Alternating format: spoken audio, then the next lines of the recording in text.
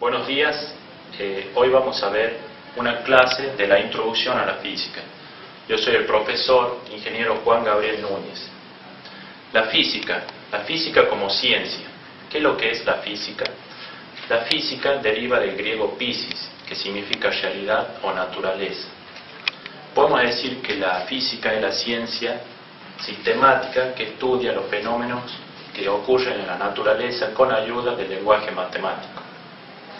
También podemos decir que la física es el conocimiento razonado y exacto,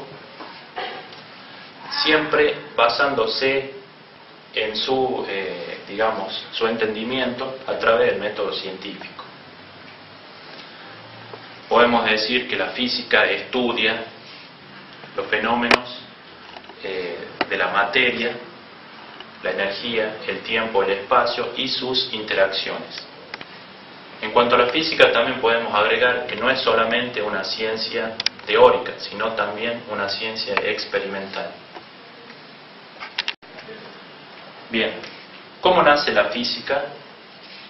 A ver, yo les pregunto a los alumnos, ¿qué es lo que entienden por física?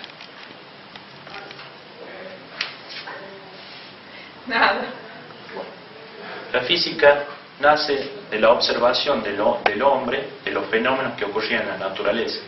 En la antigüedad, por ejemplo, los eclipses, la lluvia, la salida del sol, el atardecer, el hombre observaba esos fenómenos y le daba, la explicación que le sostenía. Generalmente en la antigua Grecia es cuando se tiene, conocimiento de la observación de esos fenómenos naturales, el hombre le daba explicaciones de tipo mágica o de tipo mitológica.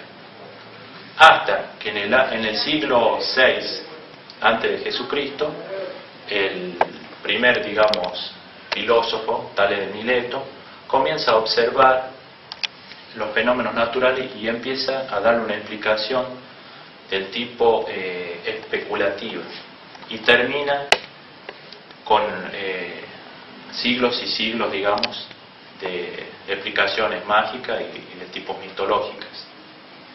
Ahora bien, en la antigua Grecia es cuando se comienza a nacer, el estudio por la física a través de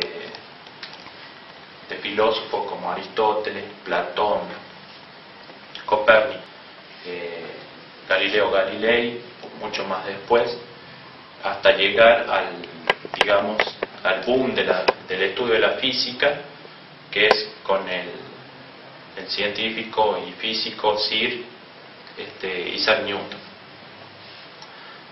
Ahora bien, podemos decir que la física, es importante estudiarla a través del método científico.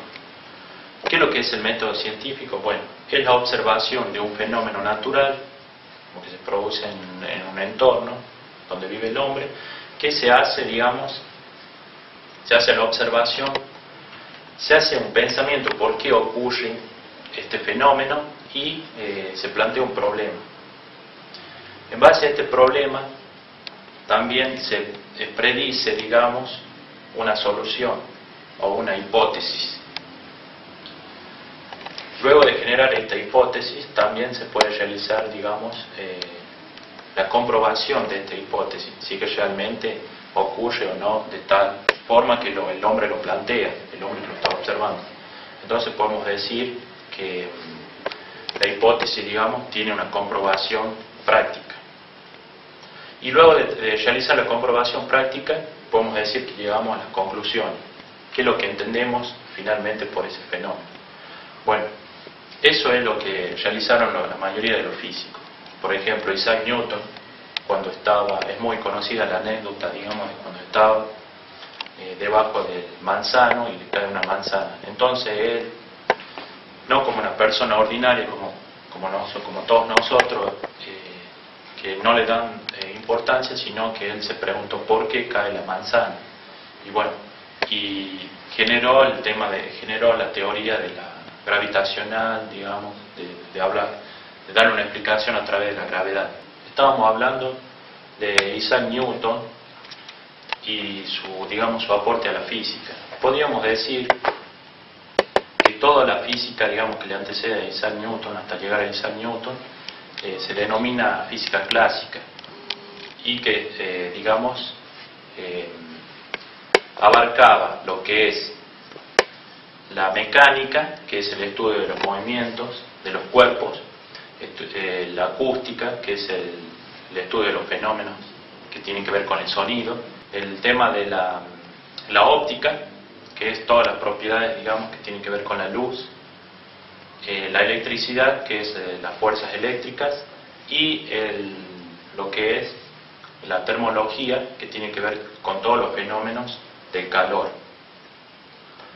Ahora bien, podríamos decir, digamos, que después de Isaac Newton se comienza hay un avance, digamos, de la física.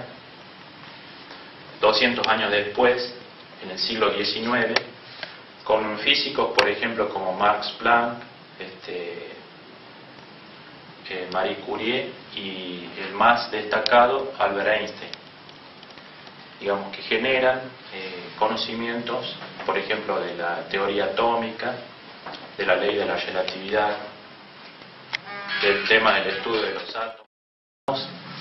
De Albert Einstein podemos decir que él se centró, digamos, no solamente en la ley gravitacional o el tema del análisis de la gravedad que tenía Isaac Newton, que hace hincapié Isaac Newton, sino en el tema del espacio, el tiempo y la energía. Planteó una ecuación, que es la ecuación más conocida, digamos, en donde la energía se transforma en materia y materia en energía. Ese estudio él lo planteó, demostró teóricamente a través de ecuaciones esa teoría, pero no había una comprobación práctica, digamos. Entonces, la comunidad científica, digamos, acepta una teoría hasta cierto punto. Es aceptada totalmente cuando es comprobada en forma práctica. Como le sucedió en la teoría de la relatividad. Él analizaba, digamos, él era un observador y una persona que hacía un experimento mental, que le llamaba, pero para nosotros es simplemente pensar. Él pensaba, por ejemplo, cuando él se subía en el tranvía y observaba las manecillas del reloj que estaban en la catedral, cómo se alejaba, digamos, el tranvía de la observación de las manecillas del reloj, y se planteó qué pasaría, digamos, con las manecillas del reloj si él avanzaría a una velocidad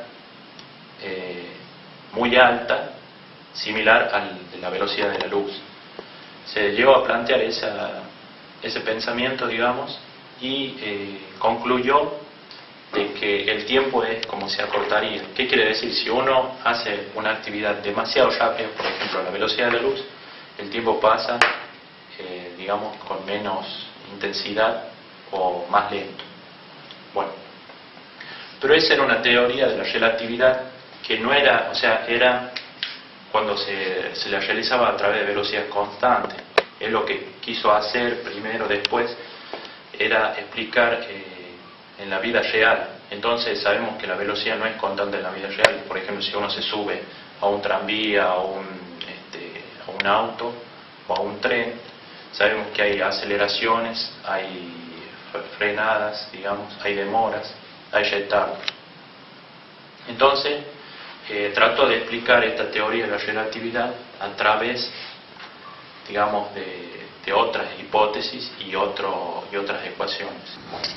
Bueno, continuando con la explicación de la física, podemos decir, digamos, que la parte más antigua de la física es la mecánica. La mecánica se subdivide en cinemática y estática y dinámica.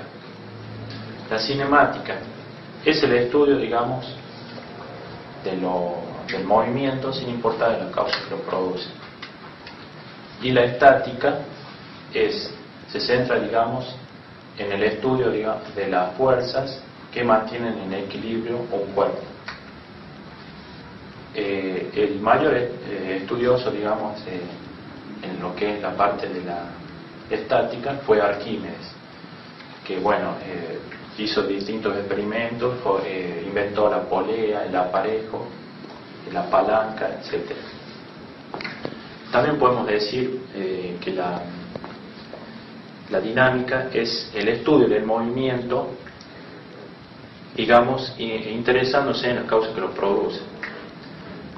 Para cuando estudiamos cinemática, podemos decir que estudia el movimiento, estudia el tiempo en que ocurren esos movimientos, el espacio que produce el movimiento, que produce un cuerpo en ese movimiento, y digamos estudia la velocidad, la aceleración, etc. ¿Qué podríamos decir? Podríamos ir agregando un poco más. Bueno, la física, digamos, en conclusión, es el estudio de los fenómenos que ocurren en la naturaleza. Esos fenómenos pueden ser físicos o químicos. Los fenómenos físicos son aquellos, digamos, que se pueden realizar con la misma materia inicial y el daño que sufren no es permanente. Un ejemplo de ese tipo de fenómenos es, por ejemplo, el punto de fusión, punto de ebullición del agua, por ejemplo, los cambios de estado, sólido, líquido y gaseoso. Y los fenómenos químicos son aquellos, digamos, que no se pueden repetir con la misma materia inicial y el daño que sufren es permanente. Por ejemplo, una explosión, la combustión de un leño, también podemos decir la oxidación de un trozo de hierro, etc. La física, creo que todo ser humano, o toda persona, debería conocer, debería saber. ¿Para qué? Para tener un conocimiento razonado de por qué ocurren las cosas y, digamos, saber razonar ante cualquier eventualidad o ante cualquier imprevisto que muchas veces tiene una explicación científica desde el punto de vista físico. Bueno, muchas gracias por su atención y nos vemos en la próxima clase.